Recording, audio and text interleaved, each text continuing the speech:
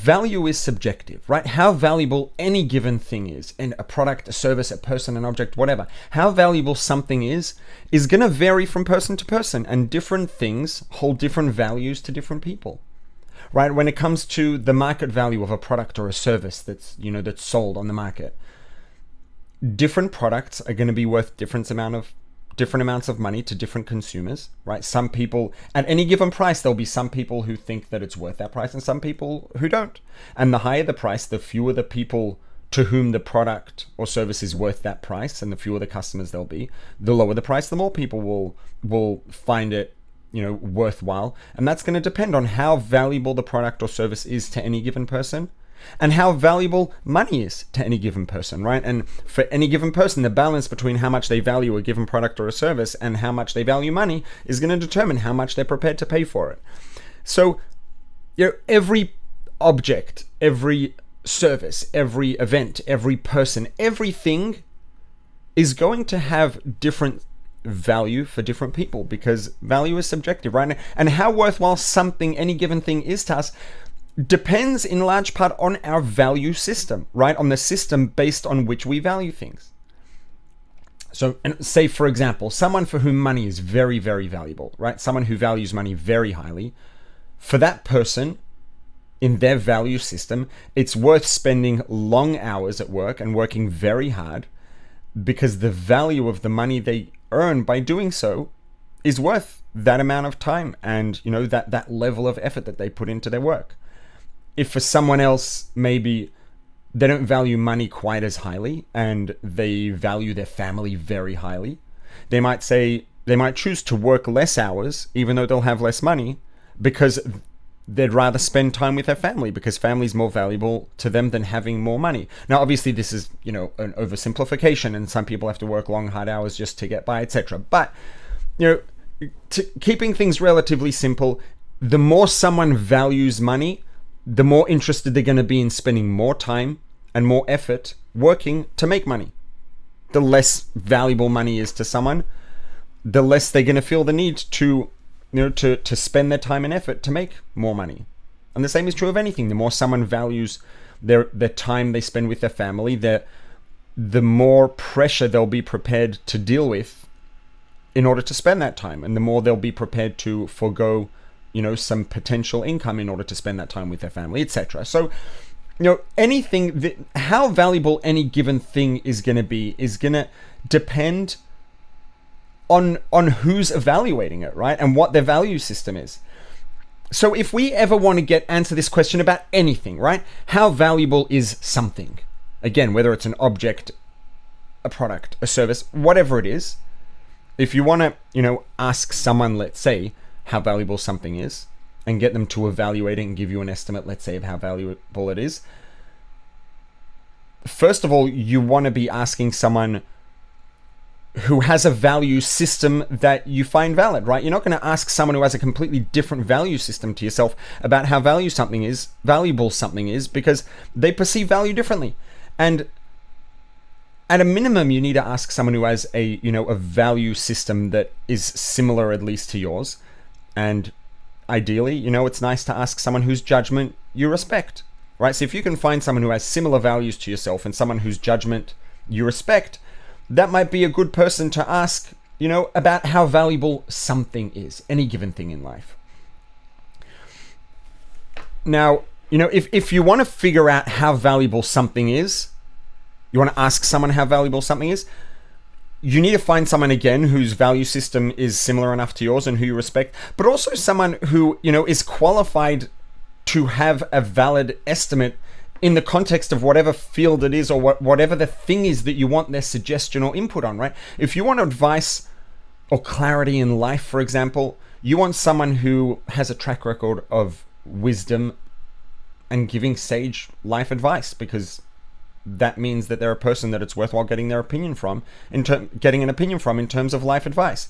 You want to know how something works physically, it'd be a good idea to ask a scientist, an engineer, a biologist, depending on what the kind of thing is, someone who is informed and someone who's qualified and reliable to have a valid opinion about the value of these things. You want to know the market value of a product or of a service. You want to ask someone who's informed, and involved in this market, someone who's involved in the business of the market that you're finding you want to get an evaluation in. So value is subjective. Value depends on the thing we're valuing, on the value system of the person who's evaluating it, etc. So if we want to, come back to this question, how valuable is any given one of us? How valuable am I? How valuable are you? How valuable is each of us? There are a lot of things that are going to influence how valuable a person is, right? And it's going to depend again on the context. If you want to know how valuable someone is as a prospective employee in your business, you're going to want to know their talents, their gifts, their strengths, their weaknesses, etc. If you want to know how valuable someone is going to be, as a student in your educational organization, in your school or university, college, etc., you're going to want to know how academically capable they are. You're going to want to know how committed to study they are, how interested they are, how resilient they are as a student, etc. So there are a lot of factors that are going to contribute to how valuable each of us is in all different contexts, and it's going to depend on what the context is, in what the thing is that we're being evaluated for how valuable we are as a student, as a prospective employee, as a friend, etc. Right? All these things for each different situation, each of us is going to have, a different value based on our strengths, weaknesses, characteristics, etc. But if we want to really drill down to the question of what is the ultimate, truest value of each of us? What determines our ultimate, most objectively true, or just most true value? And that's going to be our value in terms of purpose, our value in terms of, the meaning of life and the purpose of existence, etc. And the one entity, right, that we would be best off asking or seeking this evaluation from to find out how valuable each of us is obviously going to be the creator of the universe, the creator of Earth, the creator of life, the creator of humanity, and the creator of every single one of us. Now, we can't ask the creator in conversation verbally, obviously, how valuable each of us is. We could ask, but let's say we're unlikely to get an audible answer. But what we can do, right, actions speak louder than words. We can't ask for a verbal answer, but we can look to the creator's behavior, and we can look to how the creator values each of us and what that valuation depends on. And when we see based on what it is that the creator evaluates each of us and for what the creator values each of us, that's going to give us the answer to what is it that determines each of our values, what determines how valuable each of us is. So there's one behavior in particular that we can look to get an idea of this.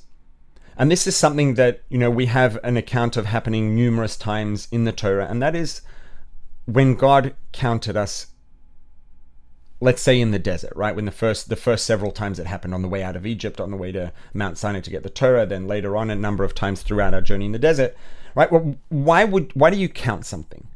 First of all, in order to be interested in counting something, it has to be valuable to you. You're only ever going to count something of value. If it has no value, you're not going to be interested in knowing how much or how many of it you have. And there's going to be no point in counting. It's not going to be worth your time and effort. So as soon as someone's counting something, we already know that it's valuable to them. And, ultimately, the more valuable something is to us, it's likely, the more valuable something is, the more frequently, the more often, the more regularly we're likely to count it. If something's really, really important and you always want to know exactly how much you have, you're going to count it very frequently. If someone's working really hard to build up savings, they might check their savings account or their piggy bank or whatever it is very regularly because they're working hard and it's important and they always want to know how much of it there is. So when Hashem repeatedly counted us throughout our journey from Egypt to the land of Israel, that's already an indication of the fact that we're valuable. And obviously substantially valuable to God because God is counting us repeatedly. But the thing that's interesting about counting is on one hand, when you count how many of something you have, how many dollars in your savings account, for example, that, is an indication of the fact that the money in the savings account is valuable. So you want to know how much you have.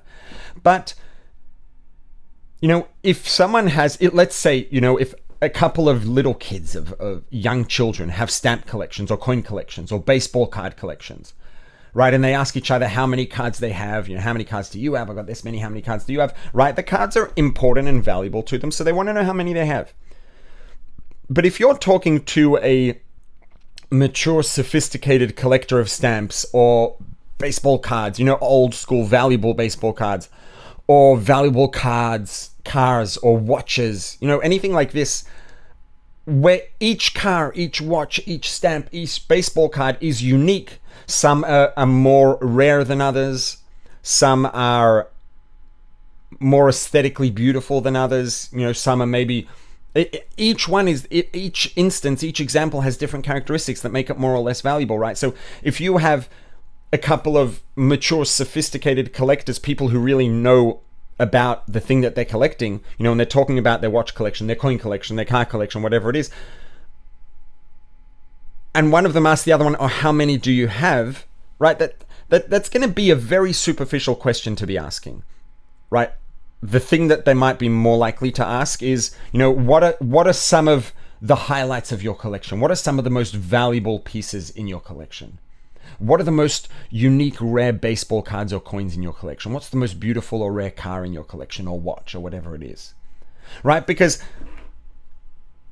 each instance, every car in a collection, every watch in a collection, every stamp or baseball card in a collection has a different value. Some are more rare, some are more, beautiful, some are more mechanically advanced or sophisticated or whatever it is, and all these factors are going to contribute to how valuable it is. So the value of a luxury car or watch collection or a baseball card collection or a stamp collection doesn't necessarily correlate at all with how many items there are in the collection, right? You could have someone who has 6 cars in a collection, or I don't know if you'd call that a collection, whatever it is, 10, 20 luxury cars in a collection that's worth way more than someone else's collection with 500 cars in it because of the specific cars that they have in the collection. The same with, any of these sorts of things. If you have, a handful of the rarest baseball cards in the world, that's going to be worth a lot more on the market of baseball card collectors than, 500 basic, simple, easily available, readily available cards.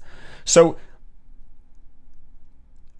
if you're counting how many of something you have, that immediately tells you, assuming that the person understands, what they're counting and the value, that tells you immediately that every unit in this collection has the same value. If you haven't yet, click on the subscribe button, then click on the notification bell to see future videos. And please, again, share the link wherever you share things on social media, Facebook, wherever it is, WhatsApp groups, WhatsApp status, to help this message reach more people. This has been the Bites of Judaism podcast. This podcast has been made possible by Mr. and Mrs. David and Malki Smetana.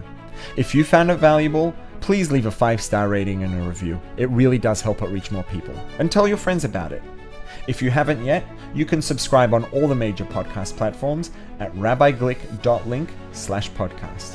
To dedicate a future episode of the podcast, send an email to podcast@rabbiglick.com. See you next time.